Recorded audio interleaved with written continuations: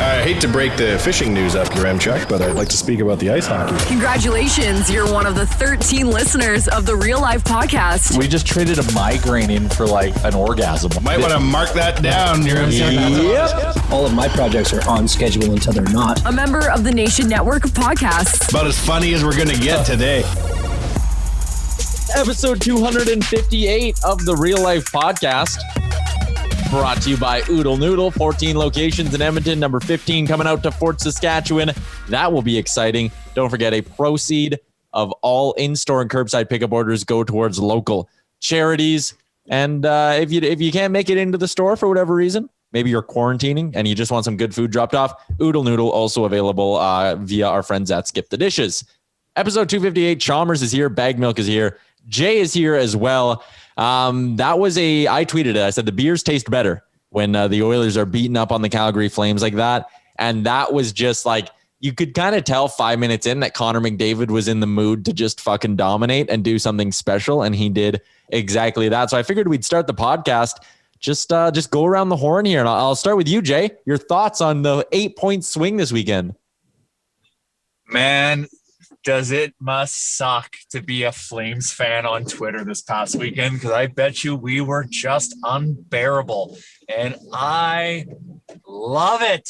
That was unbelievable. That first game was, a bit of a snooze fest and uninspired. And, we got the win, and that's all I really care about at the end of the day. But then fast forward to Saturday, and wow, tone set. Sam Bennett made the fucking mistake of poking the bear. And by poke the bear, I mean poke the fucking hammer, because Jujar fed him. That was amazing. That set the tone. That showed Calgary we weren't getting pushed around. And Connor McDavid, like you said, became fucking activated and unleashed his will on the fucking Flames. And I loved it. Chalmers, what'd you think?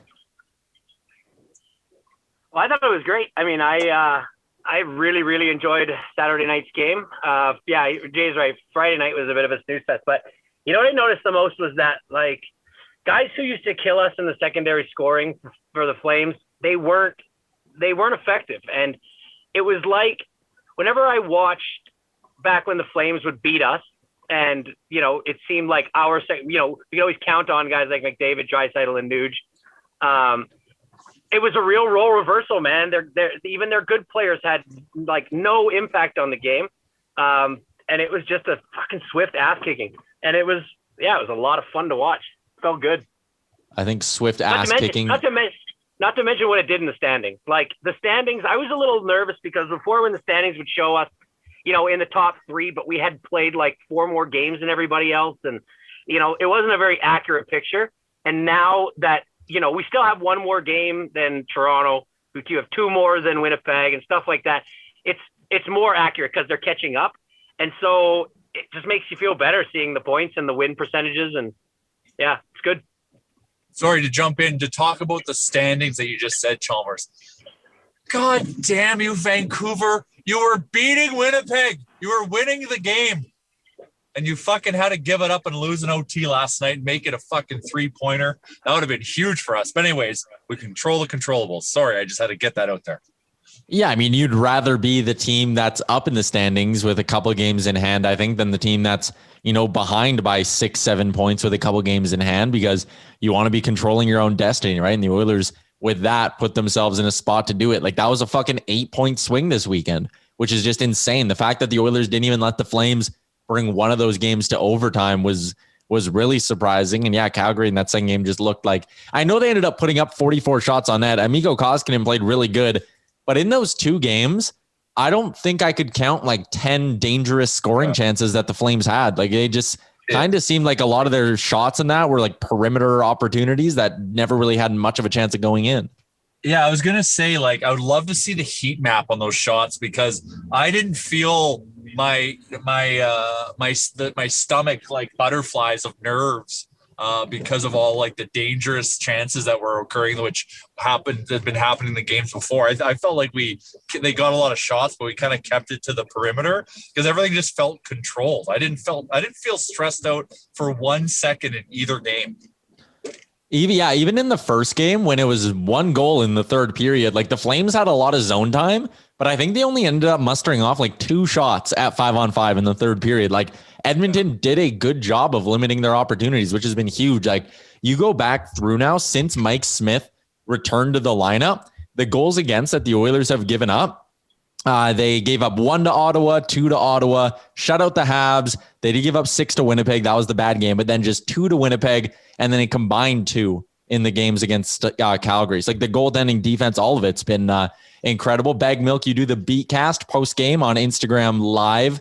What people were fired up. Like, I mean, we'll get into what happened on that beat cast in a second, but like the fan base is feeling pretty fucking good right now, eh? Yeah. The fan base was feeling good. The people were excited. I was excited. Everyone was excited, just like LC1785, who gave Real Life a 5-star review. She says, I'm a stay-at-home mom, likely out of their demographic, but I always look forward to this podcast. Maybe a little less when they're talking about football, but it's worth it for the Oilers takes, general banter, and Baggedmilk's giggling throughout. Keep it up, boys. 5 stars. All right. That's a great review. I also enjoy Baggedmilk giggling. If you listen back to the first Manscaped promo I read, Baggedmilk was laughing the whole fucking time. Listen, man, I love me my pube talk. I'm not going to apologize for it either. I love a good Baggedmilk giggle, just because like if you're on a rant and you get a giggle out of like mid rant, you know you're on like the right path. It's like, okay, he really is. He really is. There's certain people out there that when you get them to laugh or giggle, you know you're hitting some strings with people. You know you're hitting the right notes. And Baggedmilk's definitely one of them. A Tale of Sadness. Yet this is a 5-star review from Spicy Wiener. Love the pod, but just want to use this to express how much my blood boils whenever I see Chiasson on the ice for the power play or in late game situations. A limpy too when I see him out there. That is another 5-star review. I compete in something called Scalding Hot Takes every week on AM radio. And my take this last week was having Puljujarvi on the bench, but opting to use Chiasson on the power play is like having a brand new Buick parked in the garage, but opting to drive your grandpa's Buick, like from the commercials. It really doesn't make sense to me. Chiasson's been on a heater, so credit to him, but I would love to see. I agree with that review 100%. I want less Chiasson in my life, not more. How about this one then, Tyler? 5-star review from Noodle King is King. Fuck. And the title is More Chalmers Rants. Love the pod. Most days I'm walking around at a 2 out of 10, but when the Real Life podcast comes on, boom, straight to an 8 out of 10. Keep up the great work. Also, one question. If you were born deaf, what language would you think in? Low-key, someone needs to sneak more mice into Wanye Manor. By far my favorite episode. That is from Noodle King. If you were born deaf, wouldn't you think in the language that you read? Maybe sign language, maybe. Right? Yeah. I think that's how that would work. I don't know. Maybe one of our listeners can help us with that. How about this one then, Tyler? 5-star review from Hank the Tank. This one came in late last week. Chalmers is a polarizing figure is the title of this review. Chumgate was infuriating. Then I heard the tips to keep your basement from flooding by emptying hose bibs and probably saved my basement during this cold snap. Completely restored my faith in him. Baggedmilk is responsible for my air fryer purchase. I regret nothing. 5-star review. That's a good review. That's a great review. Yeah. So he was infuriated by the fact that he thinks that I'm a cheater, I'm guessing. Apparently so. Yeah, Hank the Tank, very passionate about Chumgate. Well, Hank, I got some redeeming qualities, buddy. I do. Yeah, you saved his basement. Your ability to do at my handstands. desk. We're going to get to that in a second. Sitting at my desk, a 5-star review. Just the title is great. My favorite podcast, makes me laugh all the time. Used to dislike Chalmers as he brought nothing hockey-wise. Now I don't mind him specifically for his house tips. Might need to insulate my attic. Listening since the Gregor days, does Oodle Noodle deliver to rural Strathcona County? That is from Alex. Oof, that's a tough question. That's on Skip the Dishes. I don't know how rural they'll go, but I want to get it to you. Well, then you're going to want to get this 5-star review in your ears from Mick Yeezus, The title is Keep Nuge Forever. My name's Chance, and I'm from Fort Vermilion, Alberta. Huge fan of the pod, been listening since day one. Keep up the Nuge talk. Chalmers needs to learn more about hockey, though. Like, come on, you're on an Oilers Nation podcast. Also, I am predicting an Oilers sweep of the Flames this weekend. Go Oilers. Keep Nuge forever. So, Wow. Chance was correct on that one. Can I please respond? I'd like to respond to this hockey talk nonsense. Now, well, are they wrong? If Wanye was on the show, he would be the first to admit I was not brought onto this podcast for my hockey knowledge. It's my knowledge of everything else. The hockey knowledge that I have, I will gain from talking to you guys. It's like bringing Joe Public into a hockey podcast to ask the question that some people wouldn't ask, right? And like I never came onto this podcast and was never invited onto this podcast as somebody who was going to break down every shift and every play and even just like macro hockey shit. Like, yeah, I know hockey. I've played it my whole life, but I don't fucking study this stuff. And that's not why I'm here. So to everybody, listen, I'm trying, if you haven't noticed, I'm trying to like watch more games and have more takes and be more active in it. And I know your Remchuk would appreciate that because he gives me shit about not bringing hockey talk, but listen, I'm trying, man. It's a work in progress.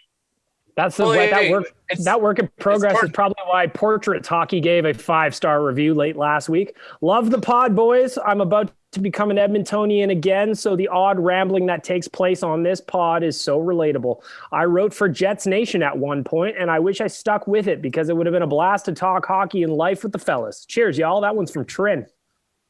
And we are up to date on... welcome back to Edmonton, man. Welcome back to the Yeg, my friend. Did we get like 6 reviews in the last week? Yep, we are up to date now. That is 6 reviews in the last week, Tyler. We asked for a member. We shall receive.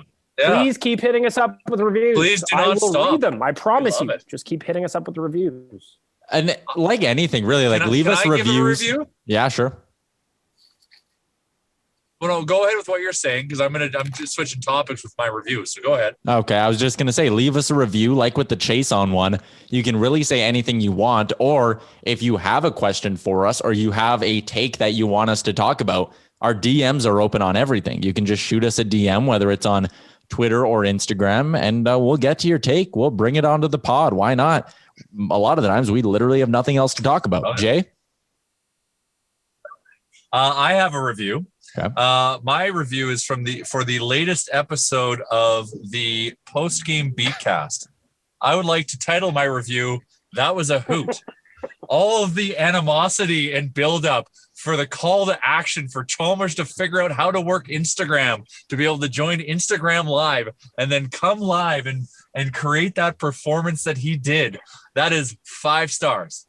Hashtag keep Nuge forever. As the host of the Beatcast, the fun part about Saturday night's win was everybody was already in a good mood in general.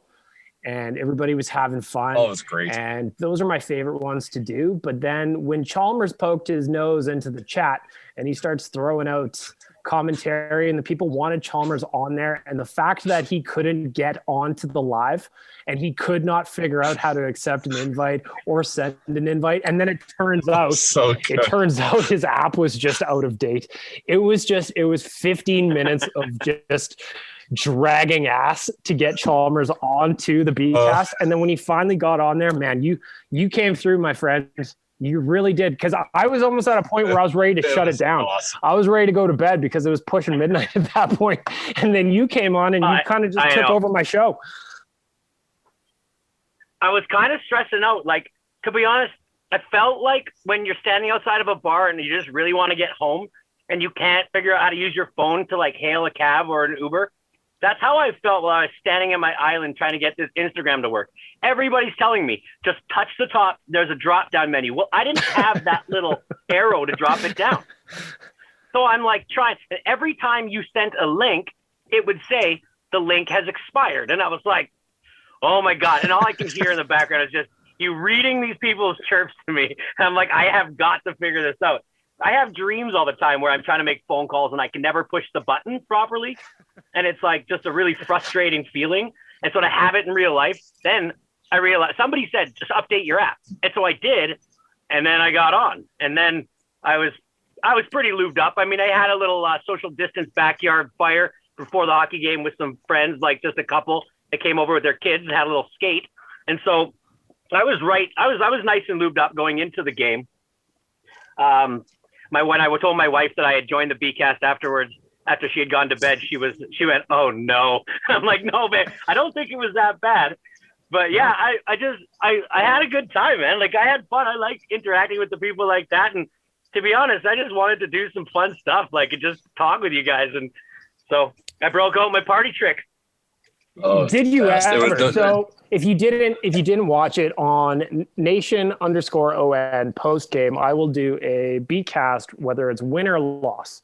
And when Chalmers jumped in on Saturday, I just thought we were going to talk a little bit of Oilers, and then all of a sudden the circus tricks came out. I personally grossly underestimated your ability to do a headstand. I'll tell you that much. I set an over-under at about 5.5 seconds for that headstand, and you murdered it. So me and my friend Kevin Fugelberg, we have a long-standing feud and who can do a longer headstand.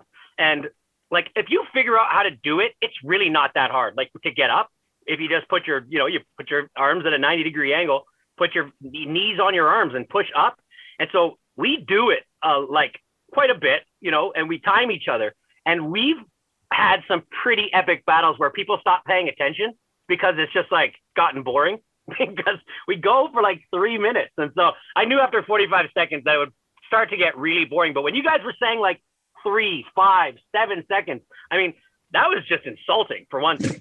I was not jacked to hear what you guys thought I could do. And then, I was kind of glad, the more drinks you have, obviously the shakier you get. And so 45 seconds, I was going, okay, you know what? This is starting to get a little shaky, but yeah, so I had to tell everybody. So the other thing is, I don't know if you guys have ever done a plank where you just like elbows on the ground, just straight bodied plank, right? 4.5 minutes, I believe is what you said.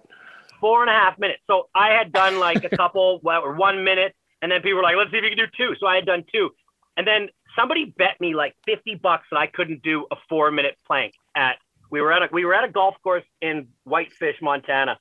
And somebody bet me and I did it. And I went for like 4 minutes and 30 seconds. And it's one of those things like you just don't know that you can do shit like that until you can do it. Do you know what I tried to do the other day that I like, I'm a little scared, but I think I can pull it off once I learn it. It's, have you ever seen people and they have a workout exercise ball, right? Like a big workout exercise ball. And they kind of stand at it, but then they like tuck their neck and then roll off of their back and do like a flip on it. I don't know what you're talking about, but I would love for you to film it. So I'll send you guys a bit. Yeah. That's the next one. We were watching a video of it, me and my son, and I was like, I think I could do this. So we set it up in the basement and I started giving it. And on it, I think I just got to get over the nerves of it. But yeah, that's going to be the next thing I'd learn to master. Oh yeah, busting out tricks. I love when people bust out tricks that you don't know that they have in their repertoire. Like Chalmers, I would have never expected that you could just bust out a minute-long headstand out of nowhere, especially after a couple of cocktails. Because I knew you had probably had an adult beverage or two because you kept calling me baby boy over and over again. Baby boy, yeah. Oh, baby boy. Yeah, I don't know where that came from. That's not like in my normal repertoire of my vocabulary. Jay or Tyler, do you guys have a hidden human trick that nobody knows? It kind of reminds me of when we were in Vegas, which is almost a year ago now, which is upsetting. But kind of when we went down to Fairmont Street to watch that cover man and I busted out the worm. You guys didn't see that shit coming. Oh, that was fucking unreal. That was awesome. Did you have anything like that? Big worm performer. I gotta think. I want to say I do, but I just can't. It's not. I haven't been at a party for so long that I don't have that bag of tricks is like deep in my brain somewhere. I got to bring it back to the forefront. Birthday suit push-ups. Yeah. Yeah, that's a difference. Always a crowd pleaser, I would imagine. Back in the day, you know, there's people that just have zero problem getting in their birthday suit, no matter where they are. That's JR's party trick. he don't mind taking it right back to Mother Nature. Oh, that's Well, it's Well, it's after a you've chapter been of my life that's no longer. after you've been No. properly manscaped, you want to show the neighborhood, you know? That's actually a Baggedmilk. Thank you. That's a great transition point into Yes, our thank you. friends. Get me off the hook here. Jeez. Our friends at Manscaped. If you, like a young Jay, enjoy getting naked once in a while, you want to make sure you are properly manscaped. Of course, always get naked responsibly. The performance package available now, manscaped.com. You've heard me now on a couple of podcasts talk about how good this package is and everything you get. But let me hit you with it one more time. The Lawnmower 3.0, Skin Safe Electric Trimmer, Crop Preserver, Crop Reviver, the Magic Mat, the Weed Whacker, and right now they will throw in their travel bag and a pair of their Manscaped boxers. You pick your boxer size at manscaped.com, you hit checkout, you go and you're going to be like, whoa, they already marked it down from $295 to $160. But that is not all, because if you use the promo code REALLIFE, hit the OK button next to it, it's going to drop down again from $159.99 to $127.99 for that whole package. And that includes shipping as well. That promo code Real Life, by the way, works on all products on the Manscaped website. So go check them out, manscaped.com. And don't forget that promo code Real Life. There you go, manscaped.com. I don't really have like any party tricks or anything. I'm trying to think right now, like chapter in my life where I was certainly like Jay. But I don't think I have anything that I can like always just like bust out and like roll with. I just don't, which is upsetting. Well, I know there's got to be something. Got to figure one out. That's all. You just got to work on them at home. You know, I could do a hell of an interpretive dance too. You know, Oh yeah. you never know what kind of a star. I used to be able to do a dance to the song Candyman by Aqua, where Very nice. I dance different jobs. You can fireman, construction worker. Your body is your instrument, it seems like. My body is my It instrument. I think the minute the lights just come on, I turn into a different person, especially with a couple cocktails in me. That's why That's we why need more Chalmers on the Beatcast. And people were like, "Oh my God, why do you bring this spot?" I'm like, "Because it's 1:00 in the afternoon on a Tuesday or a Monday when we usually do this, or a Thursday. Like, I'm not usually drinking by then." I had told Wanye from the very beginning, I'm like, we need to do this podcast at like 10:00 at night, and then trust me, you'd get fired up, Chalmers, almost every time. You would get fired, Chalmers, if you're drunk. You might let something slip most in. likely. I could be responsible. It'd be a lot of editing for your rem check, I feel like. Like when we did our Christmas episode, like I had to clean up some stuff out of that one. But it was entertaining. I will say that. When you joined the Beatcast, your M-Chuck, you didn't exactly look sober as a Jaybird.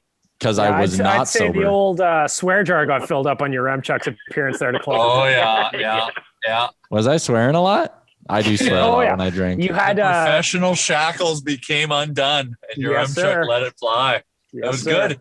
Like I said, Beatcast 5-star review was great TV on a Saturday night. It was fun. You know what? When the Oilers are winning, the B-casts are a good time. And when they're losing, I'm upset because I have to eat something gross. So I like when they win. You know what I like the most about them, and this is honest, is like the diehards are there. You know what I mean? Like It's that's the same a people really over and good- over.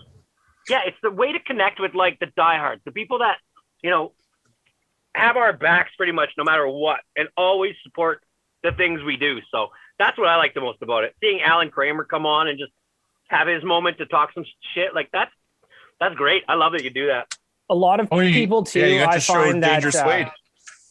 a lot of people too. I find that in the B-cast, they're the ones that DM me different jokes and meme ideas throughout the week. It's the ones that we speak to a lot. And the thing that I really appreciate the people that listen and watch those on a nightly basis is that for the most part, they're there the entire time I'm doing it. Whether that's 20 minutes or an hour, they just ride with me until the end. So I'm very, very grateful for the support those get. It's a small but loyal group, and they're fun to do. And because of those people, they're fun to do. You ever thought? I mean, I did notice a couple people were saying, I don't want to see this can anymore. Like, right? You ever thought about maybe changing up the background a little bit? No, you don't have to show yourself, but like it depends what's going on. Like on win nights, it's a 40-minute commercial for Nation Beer. That's what it is. True. And I think it's a very effective commercial. I would agree. Yeah, no, it's good. But yeah, like incorporate the I do canon try stuff. to, I do like, that's why I bring Frank in. And then there's sometimes, depending on what he's doing, I chase him around my house sometimes. 2 weeks ago, I was making things in my air fryer. Like it depends on the night, I guess. How about all the memes I'm sending you for air fryers? Air fryers so hot right now in the street.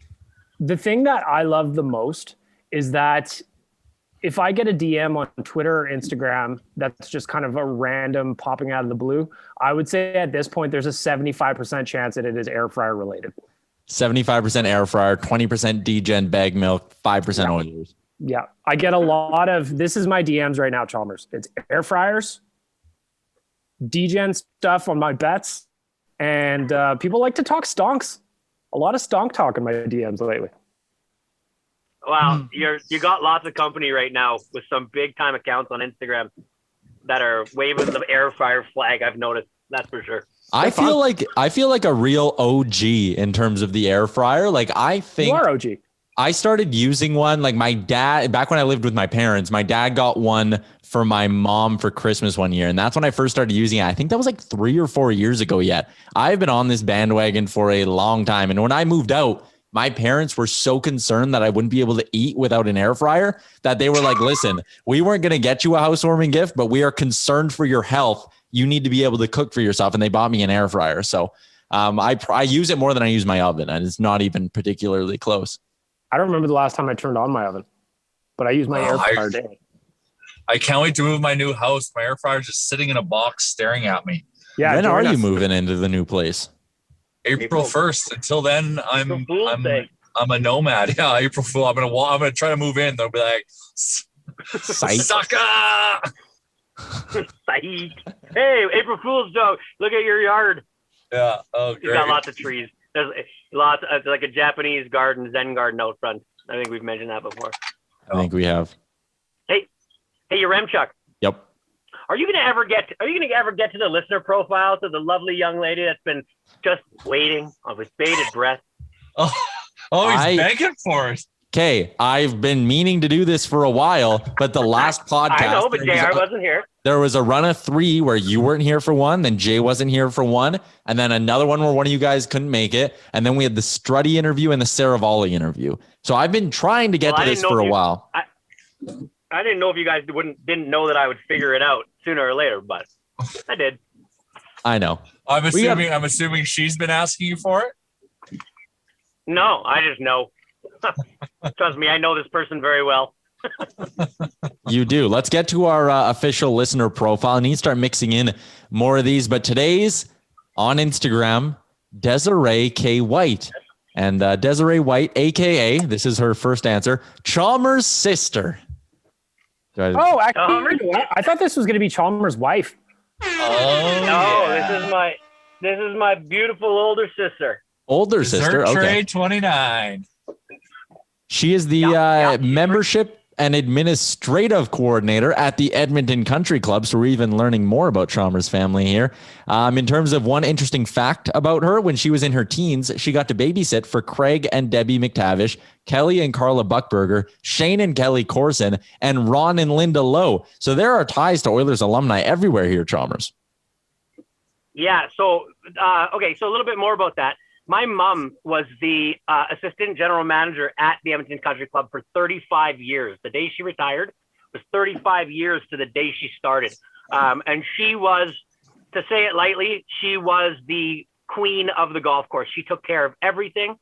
She, there was always a general manager, but when it came right down to it, she was the person that took care of everything. And in the amount of time, in 35 years that she worked there was a lot of very notable members at that golf course. And that's where this all came from. All these hockey players were members at the golf course.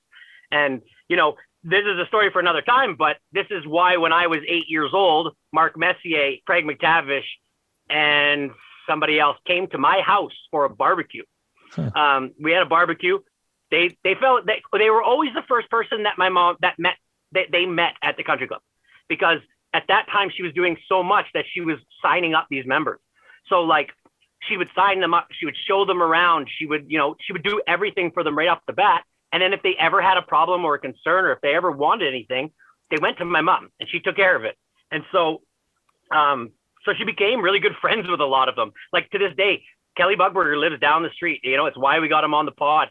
Him and my mom and my dad and his wife, they have dinner like quite often, you know, and so she was able to make lasting relationships with a lot of like really great people. In 1986, I think I've told the story, but Wayne Gretzky wanted to have a golf tournament at the country club. And my mom, for 3 years, organized it, ran it.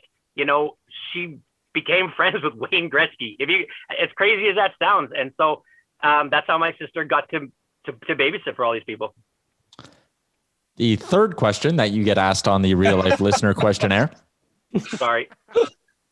Well, no, that's, I literally queued you up to like tell us that story. I'm transitioning on to the next one. I don't know what was I going to say. Anyone want to respond to Chalmers' statement? I don't know. No, it all sounds good. The third question on the listener questionnaire: when did you start listening to the podcast? And she started listening in April 2018. She hates to admit that it wasn't from the very beginning, but she didn't hear about it until then. Hasn't missed a single episode since she started listening, though. Didn't hear about it until April 2018. Chalmers, are you hiding this podcast from family members? Or is that when he came on the podcast? Oh. I don't remember. I don't even remember when I came on, but no, I didn't. I didn't think that they would be interested, to be honest with you. All right. Number 4, her favorite podcast episode or memory is the story about the legend of Jerry Larry, episode 136. That's because she's married to Jerry Larry. Whoa, really? Yeah, Jerry Larry's her husband. Jerry Larry's my brother-in-law. Yes. And that's it for just I'll do it quickly. But the story is we were out at Pigeon Lake and it was about midnight and he was 10 out of 10, passed out by the fireplace, and he must have done something to his phone in his pocket because it called the RCMP and he didn't hang up. And so they triangulated his position and they sent the RCMP to our campfire because, you know, he couldn't communicate with them that nothing was wrong. So they sent the police. And then when he got there, they asked him what his name was. They said, "Are you Jeremy White?" And no, they said, "Is your name Jerry?" And he said, "Yeah, Jer." And then they said, "What's your last name?" And he said, "Larry." What's your name? If you can believe, and if you want to see this ironic twist, Larry. This ironic twist of fate, I'm sitting in my sister and my brother-in-law's neighborhood, and my niece is walking right past, walking their dog right now, their daughter. Wow. Okay. This is a hell of an episode already. Oh, yeah. I guess This so. is why it had to be read. Desi is like my pseudo sister for life as well. Her favorite Oilers or sports memory, Chalmers already said it, is when Mark Messier came to our house for a barbecue in 1988. I stepped on her story. God damn it. Yeah, I know. That's kind of why I was like, ah, damn. Her go-to oodle noodle order is a General Sunny chicken rice bowl. Classic. Love it. And to add to number 4, actually, her favorite podcast moment, she wants to add this one in. For everyone's information, she says, quote, "My brother is not a cheater." Of course she's going to say that. Did she? She always had my back. Did she, and you might need to edit this, but I'm going to say it. Did she provide a number? No. Oh, God. All right. That would have been weird. Yep. All right, so there you go. Desiree White. Desi, I believe White. Someone referred to her. Desi. On Desi. On Twitter, her handle is what? Dessert Tray 29? Dessert Tray 29, yeah. Yeah. Dessert Tray 29? Because it rhymes with Desiree. Dessert Tray. Desiree. Oh, she follows me and I don't follow her. That is what a mistake. Oh, I had to request to follow. Okay, there we go. I'm glad I fixed that. So there you go. There is our Oodle Noodle listener profile. And that was a good one. We've been waiting a few weeks to get that one out onto the podcast. So I hope it lived up to the hype. Yeah, she's fantastic and I love her. She's my big sister. She's great. Mine too. How many other siblings do you have, Chalmers? I have an older brother who's 52. He's 10 years older than me, 11 years older than me. And he is a pilot and lives in Airdrie, Alberta. That's pretty cool. Yeah, he flies for Air Canada. He's on the Dreamliners. He goes to China. He goes to Japan a lot, Thailand. Yeah. Does he ever fly the Oilers? Because I know they fly Air Canada. No. Yeah, he doesn't. Okay. Interesting. Oh, Chalmers, speaking of like pipes bursting and freezing, my older sister, she had to remove, her and her husband said they filled up 2 Superstore crates with ice blocks that they removed from their laundry room. Cause I guess like some duct got clogged up and there was water getting in. And during the cold snap, like something really, really fucked up happened. And she said 2 Superstore crates of ice that they had to just rip off the walls and put into the crates and bring them outside. It's insane. Oh my God. Okay. Help me visualize what a Superstore crate is. Yeah, what is that? You don't know like the big crates you get at Superstore if you buy your groceries there? I don't think they do them anymore. Like a laundry basket. You guys have never seen the Superstore crates? I have not. I'm a regular Superstore customer as well, and I feel like I'm being screwed out of some kind of crate or portage device. I honestly totally forgot that is probably lingo that like just my family used growing up, because my mom had so many of them that like whenever you needed to bring something somewhere, you just always grabbed a Superstore crate because we just had them readily available. I sent one in the chat there, just like those plastic crates that you could get with your groceries at Superstore. I don't know how else to explain it. I'm so sorry about that. I hope So you're well. This could tie into just like a basket. Yeah, but like, like the bigger than a grocery store basket. Like it's a little bit wider and just bigger in general. That picture didn't even almost do it justice. So this does tie into something that I've been dealing with a lot of questions from family, friends, and just people on Instagram. This cold snap, it does something that I'm going to provide a little bit of knowledge about. Now, some people might have noticed that in places like their attic access or around their windows, if you've ever seen like a really dark brown drip that drips from the top of your window in between your casing or your window, or you've had like, water kind of dripping maybe from your attic access. I was called to one house where somebody had moisture built up around a pot light. And 9 times out of 10, I know exactly what this is. And what that is in the attics of our houses, it is the same temperature as outside. It's a cold space, so when it's minus 30 outside, it's minus 30 in our attic. And when our houses are plus 20, that's a 50-degree swing, right? Lots of people don't have enough attic or insulation in their attic access hatch. A lot of finishers in the city, a lot of people that do the attic access, it's not done by the insulator. And so what happens is a lot of hot air rises to the second floor, goes out the attic access, and then it will frost once it hits the cold temperature. Then when it warms up like it has in the past couple of days, it melts that, and that water then drips down. And so that's what's happening a lot of times. People think that I know a lot of people have had this problem.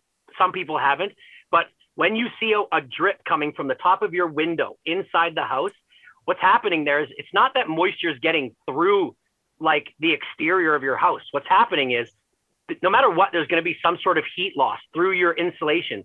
And when that heat loss hits the sheeting on the outside of your house, it frosts because that's when it hits the cold air.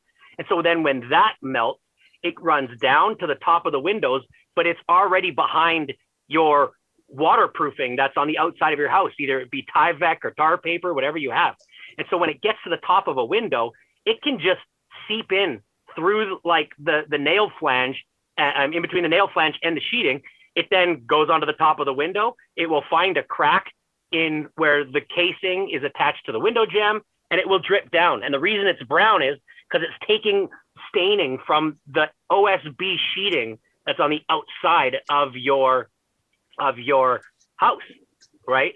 And it's picking up kind of a dye anyways. So there's a lot of things like that kind of stuff happens, and people always think they have a leak, but it's not a leak, right? What you guys had? What's the fix on it, Chalmers? Like how does one remedy this situation? So they're really the one where the water is coming through the window casing, there is no remedy for it. Like better insulation, but we insulate houses perfectly, and no matter what, because you have insulation touching studs, you have heat loss. It's just there's no way to stop that. The vapor barrier should provide you a little bit more of a barrier, but what's really happening is that the windows on the outside should have been tuck taped, meaning that when the water would have come down, then there would have been a membrane over that window flange. It just means that whoever built your house didn't have that, and they left a void. But the sealing of windows on the outside, it's a practice that's constantly evolving, and it's never perfect. But like the attic stuff, it's just about getting more insulation and better insulation, especially with the attic access. Like pull down your attic access hatch and look in it, and if it doesn't have 8 inches to a foot of insulation, it's under its R value. It's supposed to be R40, and like 6 inches and below is going to be R20 or better. And a weather stripping around the actual attic hatch, a lot of people don't put that either. Like a lot of finishers just set the attic hatch down on the wood jamb that they put up there, but you have to put a weather stripping, because the weather stripping is going to compress and give you a better seal there, right? So is that a problem, or is that just creating an inefficiency in your house in terms of heating? Well, the way that it can become a problem is a lot of attic hatches, some people don't make them, like, it depends on what your finisher did. If they use an MDF material as your attic access hatch and that water goes up there, it's going to, not only is it going to drip down onto your floor, but it's going to absorb into that and completely swell it up and make it like, it'll almost become bigger than the space that it's supposed to be sitting in. And it will be really hard to get out. Like, and you'll see, like everybody knows where, if you look at like an MDF baseboard outside of a shower, you can usually notice that when people get out of the shower and they get some water on it, it starts to swell up, right? And if you start to notice that in your attic hatch, it's time to pull that attic hatch out and fix it. But what your Chuck had, the problem was if it was in his laundry room, the problem with that is now not only do you have just your heat loss from your house, but the pipe going up that's taking out the venting for the dryer is like extreme heat, right? Now, never should a dryer vent ever go through an attic. So I'm hoping that's not what the problem is.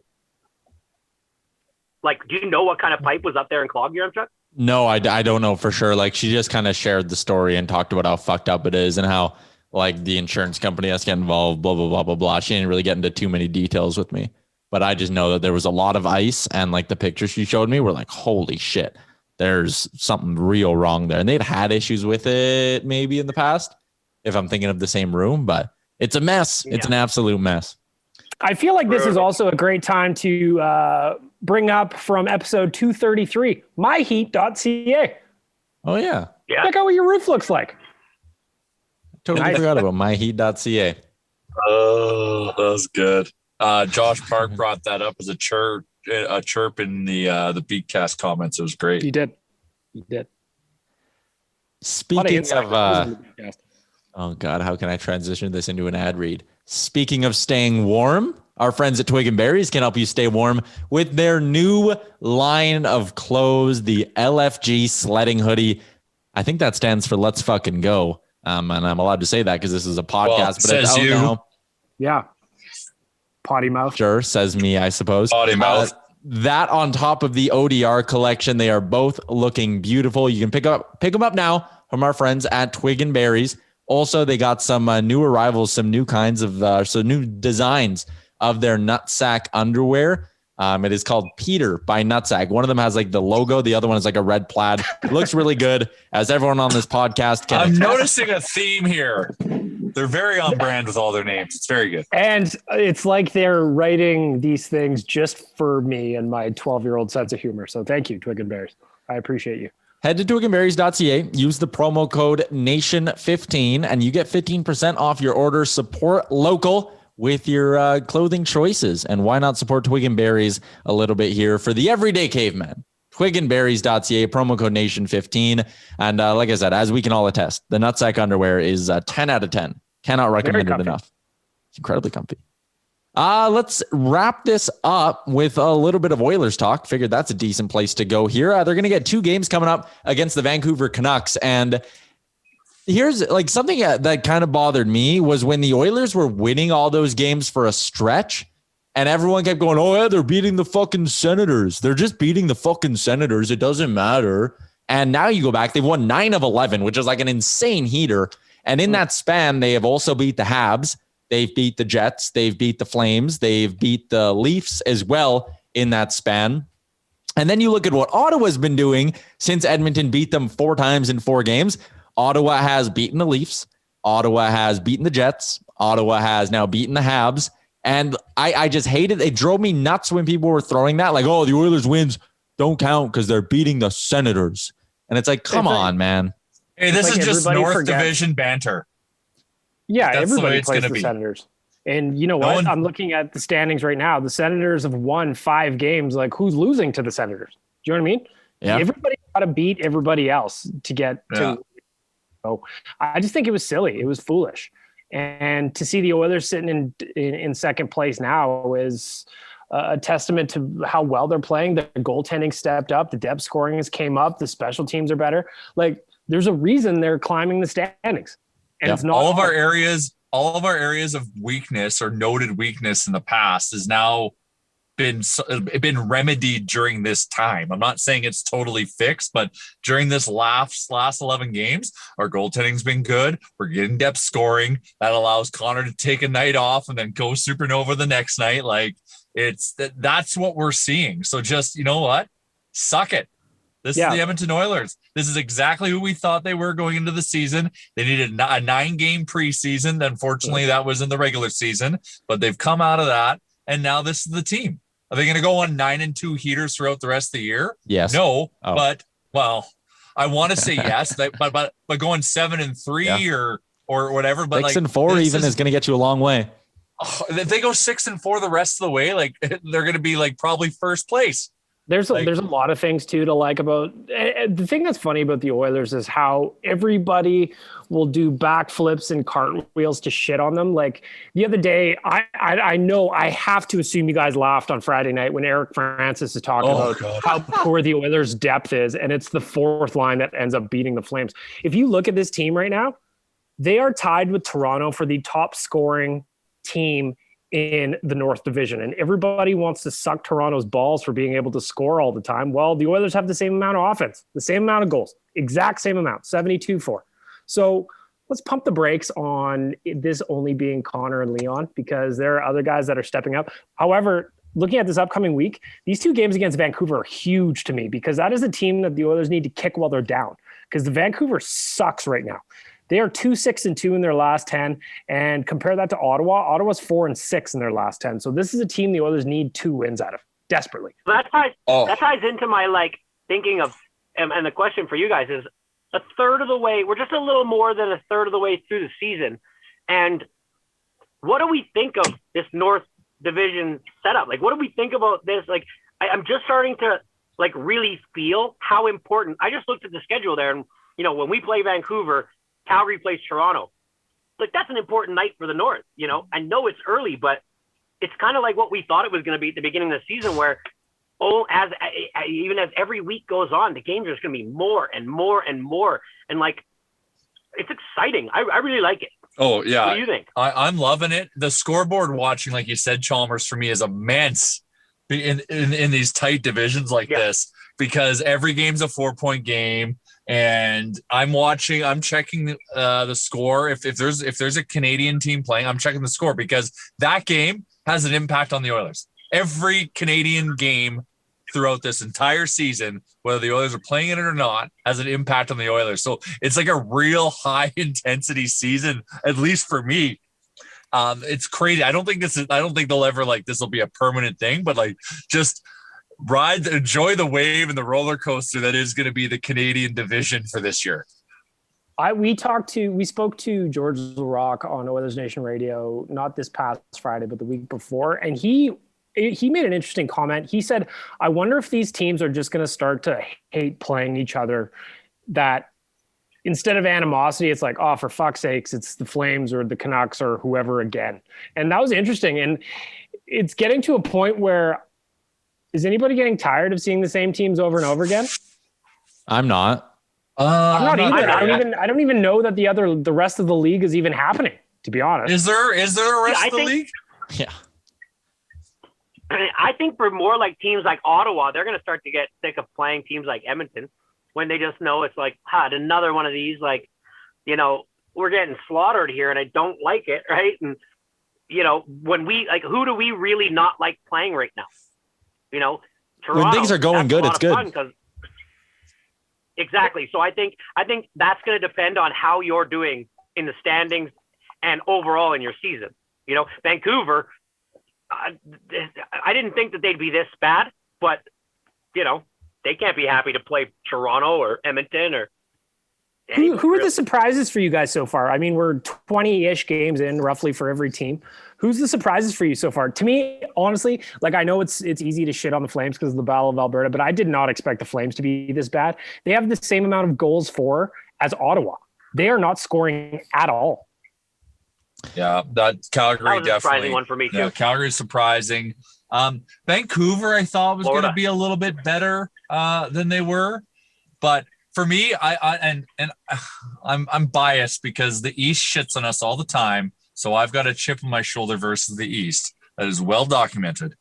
But I don't think to me, the Leafs are a shock. I don't think they're as good as their record is. And I can't wait for it to get deeper into the season because they've had some really weird losses that make you question if they're like legit or not. Like we've got, what are we, 500 against them right now? We're 2-2. Yeah, I think so. Yep. And we probably should be 3-1. We should have won that. We should have swept in Toronto. So I'm really looking forward to this Saturday's game. Well, even to your point, Jay, like the Oilers right now are in second place with 12 wins. Toronto has 14, game in hand. But that just makes me think of how many games have the Oilers left on the table this year so far? They could be in first place right now. Oh, there's easily. And I mean easily 3 games. It could be more, but like 3 like legitimate ones where it's like that was their game. That was their game, and they just said, "Here, have it." They've also been missing the first game against the Flames. That was a win. That was a lot. That turned into a loss because of goaltending. Whereas on Saturday, listen, they were not up until about a week ago playing the way that they are playing right now. Like I talked about no chemistry the first 5 games, that they couldn't gain the zone with any type of plan. And now it's like everything has chemistry. Everybody's being supported. Everything is looking like a good play. They've like absolutely controlled the amount of bad plays they have. And it looks like they're a team that's been together for a long time, like right now. And that's the one thing that if they can continue that for like this next, 1/3 portion of the season, then we go into the last third of the season like really, really ready, I think, to like make a run. Yep. And something that's worth noting too is that the Oilers are second in the division. I know the games in hand will sort that out because they really could be fourth if you go by win percentage, but they haven't been healthy yet. Like, look through this lineup, man. They're missing Ethan. They've been missing Ethan Bear for a while now. Ethan Bear, I say he's their second best defenseman. I know Barry's playing great recently, but I still like coming into the year, Bear was supposed to be their second best D-man. Zach Cassian's been out and he's a top 9 player. No Mike Smith early in the year really hurt their goaltending. You look at the Oilers goaltending since Mike Smith came back into the lineup, and not just has Mike Smith been good, but Mikko Koskinen has 2 starts since Mike Smith has been back. He has a .952 save percentage in one, a .977 in the other one. Like, this goaltending duo appears to be back to what it was last year, which is huge. So they've been playing good and they've been healthy. I still have a problem though. Can I nitpick? Yeah. Am I allowed to nitpick? Oh, I know what you're going to say, Baggedmilk, and I agree. The boys cannot clear the fucking zone on penalty kills. And they also give up the puck at the opposing blue line way too much. And it drives me crazy. It drives me insane. If I'm going to nitpick, that's my problem with the Oilers right now, is clearing the zone and dumping it in properly at the other blue line. Man, they're getting murdered with that. I talked about it on Oilers Nation Radio, but those danger zones, right? Within 3 feet on either side of either blue line, either when you're bringing the puck out of your own end or when you're bringing the puck into the other team's end, you cannot afford to make mistakes that close to the blue line, because that's how things get flipped around and end up in the odd man rushes or sustained zone time the other way. But yeah, hopefully they figure that out. I think Bear getting back into the lineup, I don't think it'll be tomorrow against Vancouver, but it should come eventually here. That coming back, that'll help their blue line a lot, I think. I feel bad Off for the Swing and glass, Baker off as the well. glass, off the glass, off the glass, off the glass. In those situations, stop trying to force the finesse initiative or issue when you're in under duress. Like the goal is to just get the puck into the neutral zone, get it out of the zone. Like none of this soft stuff or trying to make a pass, especially if you're not in control. And so I always feel like they try to force things or it's soft plays. Anyway, sorry, go ahead, Chalmers. Drives me crazy. No. I totally agree with you guys. And I'm more saying looking at like the overall view of this season. And like one of the things that fascinates me too is that I have no idea how to compare how we are to like a Bruins or an Avalanche or like a Vegas Golden Knights. And I think that something to look forward to and something that we can get to talk about pretty soon, like after this next 1/3 of the season is, like, how do we think we stack up against some of these teams, right? Like that's going to be a lot of the narrative going in because we're only going to have played 6 teams. Like how do you think we stack up to some of the best teams in the NHL? How does Toronto stack up to some of the best teams in the NHL, right? Like that's what I think is going to be another thing about these divisions that I look forward to. It's also going to be interesting just to see who's able to play games. You know what I mean? Like I'm looking at the standings right now. Dallas has still only played 12 games. Vancouver's played and we got 22. We're at 20, yeah. So especially with COVID just throwing wrinkles into the mix, it's very, very odd. Yeah, Dallas has got to get out of Dallas for a little while here because clearly they can't make it work. Like if I was just to ask you, would you have any idea outside of the North who is leading those divisions, the other 3 divisions? I know Carolina's been unreal. I would think Boston Bruins. Boston Bruins have been unreal. Vegas as well. Bruins ahead Vegas, in the Tampa. East. Carolina ahead in the Tampa's Central. not as good. And Tampa's not that good right now, right? The West at St. Louis. No, so Tampa is sitting 4th place in the Central right now. Yeah, but they're right. Like that whole division is kind of like just a cluster right now because like Carolina's in first, 25 points in 16 games. Florida's 1 point back of them, same amount of games. Chicago's there at 22 points, but they've played 19. Tampa's only played 15 games and they have 21 points. So like it's either going to get evened out or it's going to have to come down to points percentage. But in the North Division, the Oilers have a chance here. And Gregor talked about this on his show today. The Oilers have a chance to basically eliminate Vancouver from like contending with Edmonton for a spot this year. Because if you sweep Vancouver in these 2 games, you're going to be 10 points up on them with 2 games in hand. So like that's almost to the point where it's too much to make up later on in the season, right? So it's a big 2 games. And also you want to be playing your best going into this set of 3 against Toronto as well. So it should be fun. Oilers also just putting out on their Twitter that they're going to be rocking the reverse retros for both games against Vancouver. I know that was on their schedule they sent out earlier this year, but a nice reminder, a nice pick me up for me because those reverse retros are sick. Tyler, can you answer a question for me? Yep. Why do the Oilers have to lobby to the NHL to be able to wear those reverse retros more than 3 fucking times? It's the business of sport. I'm assuming it probably has something to do with like the Adidas contract, even though all the jerseys are Adidas. I don't know. It is so weird to me that they only get 3 games to wear those. Like I just would have thought, why can't they wear them whenever the fuck they want? Well, and other teams have like 5 or 6 games that they wear them. It doesn't make any sense. There's no consistency. And maybe the Oilers weren't sure if it was going to be. Oh, that was great. That was great. Chalmers, those Whalers jerseys, yeah. Oh yeah. And they're white too, right? So like you would be able to. It should never conflict with anyone else when you're on the road. Or I was even thinking like for that game Saturday night against the Flames, why would you not just tell the Flames, hey, bring up your darks. We're going to wear our reverse retros. Like you could easily slide them in more than you did, but whatever. You could have had the Flames just wearing their dark reds or whatever, and then the Oilers wearing the orange and white, and it would have looked great. Yeah, it's weird. What did we all think about the cluster bleep that was the Lake Tahoe game?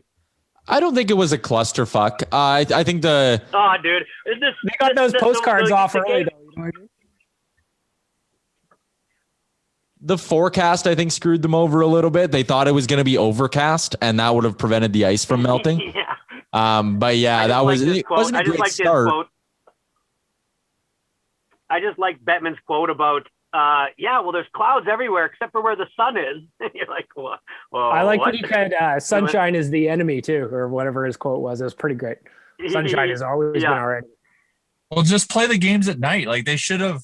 The only thing I guess they should have done is you always roll the dice on the weather when you plan those things, especially like Lake Tahoe. That sure, at elevation there's snow and you can ski and all that, but like down at the lake wasn't even frozen. So like not close. They should have left some flex there and not even had started the games when they did, and just been like, okay, because the conditions, like we're just moving them straight to nighttime, so it could just be like a solid game as opposed to like a 9-hour intermission. Like imagine Baggedmilk if a 9-hour intermission happened at the Heritage Classic in Winnipeg. I was just gonna say we had a 2-hour sun delay at the Heritage Classic in Winnipeg, and after a long bus ride to get there, we were thirsty.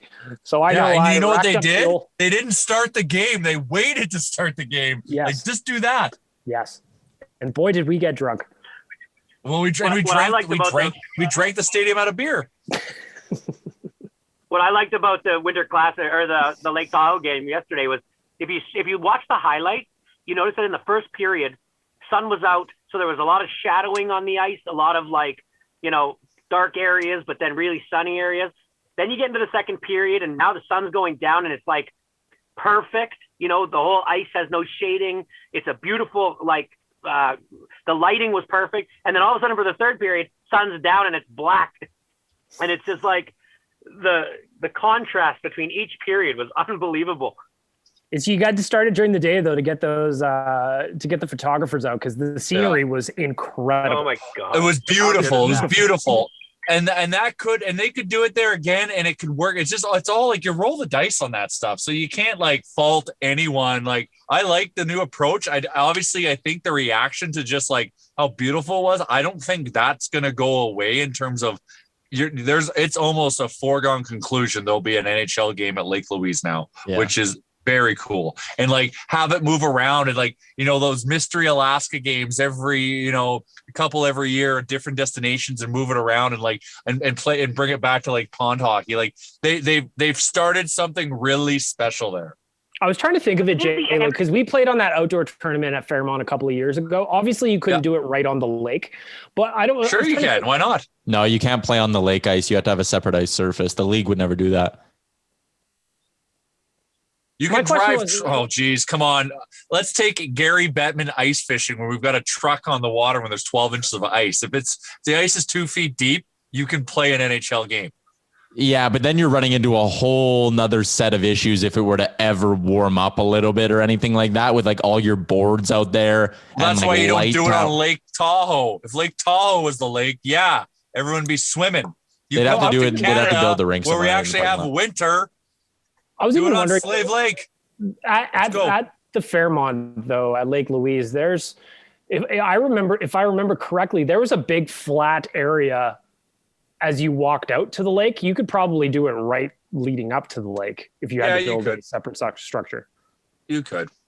The scenery would be incredible. I don't know why basketball hasn't done an outdoor game yet.